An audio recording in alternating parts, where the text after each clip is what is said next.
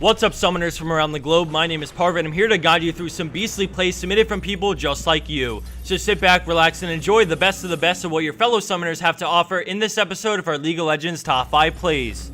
We start things off at our number 5 play with Myukichen on Lee Sin, and at the start we see the enemy team right on his tails as Arcane shifts and gets a slow in Tristana, so he turns around, using his ultimate to help disengage as he gets stunned by Tark and then dodges the Mystic Shot on wildcards, jumping out to his teammate. With Destiny up, he willingly separates from his team as TF takes the bait as he ports to cut off Lee Sin's ward jumbo with no wards. Lee Sin uses him to escape with a Sonic Wave into Resonating Strike over the wall as he gets stunned by Tark, and then Kayle immediately ults him as he slows and swags out. Now I'm going to speed it up a bit as a lot of chaotic fighting goes on for a while, but in the end, blue team comes out on top with a huge advantage that they used to win the game shortly after. I normally don't like to fast forward this much of a play, but it's a bunch of fighting all over the place and nothing really happens until blue team Zed joins in on the fight. So enjoy the turnaround as blue team sweeps away this fight and the game.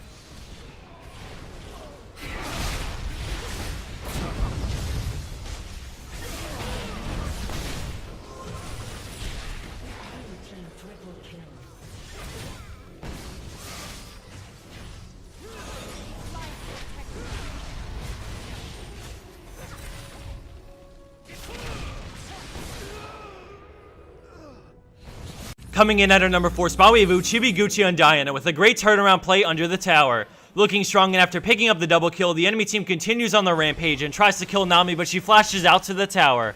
The enemy team dives him as Fizz connects his ult with Diana, but she Zhonya's the damage, and then she turns the fight around with a great Q into her ult on Sona, and then again for the kill. She then walks up and uses her passive to end Caitlyn, and after a final Q and tower shot, she picks up the unimaginable triple kill under the tower. After looking death right in the eyes, she somehow turns it around from this situation where most people would have gotten up and walked out of the room into a triple kill.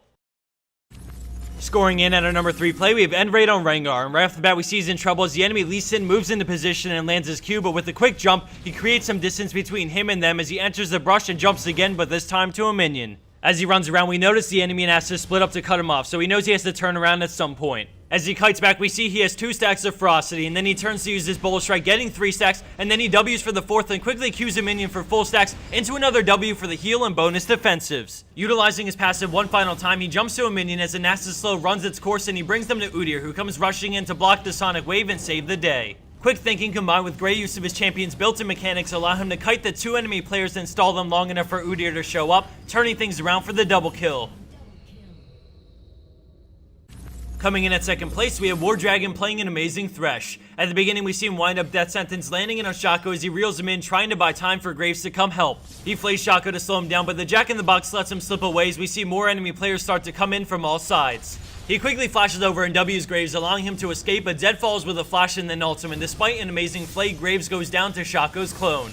He then kites Zed back, and with the help of Jace, they bring him down, and then Thresh tries to save Jace from Vayne with a great Q to CC her as Jace runs away, but she cleanses it so they try and burst her down, but Jace dies first, leaving Thresh in a 1v3. He gets on the Shaco first so that he doesn't have to deal with him deceiving around, and then he tries to make a break for it as he gets condemned further out of range, but Nautilus ults for it anyways. He makes it into the brush to break line of sight as he gets knocked up, and then he chooses to actually turn and fight with a Flay into an auto attack for the triple kill off of Vayne. Insanely low in health, he Qs Nautilus to CC him while he waits for his cooldowns. He gets pulled back and then Nautilus roots him, but he flays him away and then heads for the brush. With a friendly cannon coming in from River, he knows he has to hang in there as he waits patiently in the brush. All of a sudden, he shields himself and makes a break for Kennen. Using Flays, he gets rooted, and then he actually Qs Nautilus, making him unable to attack as Kennen chain CCs Nautilus with Slicing Maelstrom.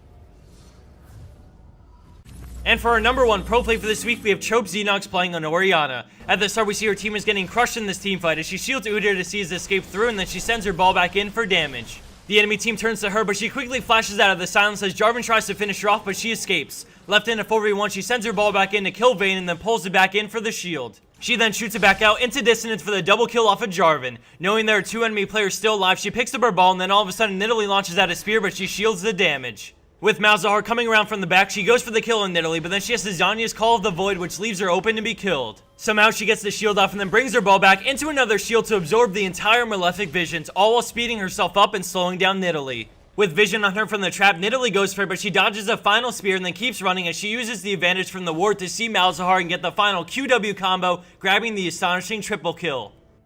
And for the bone scope of the week, we have iGonorrhea on Karthus with an epic cleanup on the enemy team. Just wanted to mention a couple of things before the video ends. First off, we're talking to iBUYPOWER about possibly making a Potato Monster Revolt PC. If you go to our Facebook page, we have a poll open where you can vote for your favorite design, and the one with the most votes will hopefully become a real PC, which we're extremely excited about, so please go check that out now at facebook.com/potatomonster. On that note, iBUYPOWER is also doing a sweet sales event where you can take 10% off one of their new Revolt PCs, or if you buy a PC, you have a 1 in 10 chance to get it for free. You can check out this sweet deal via a link in the description box down below. If you're looking for a new computer, either way, this deal is amazing. Thanks everyone for watching. I hope you enjoyed week 140, and I'll see you back here soon for the next episode of our League of Legends Top 5 plays.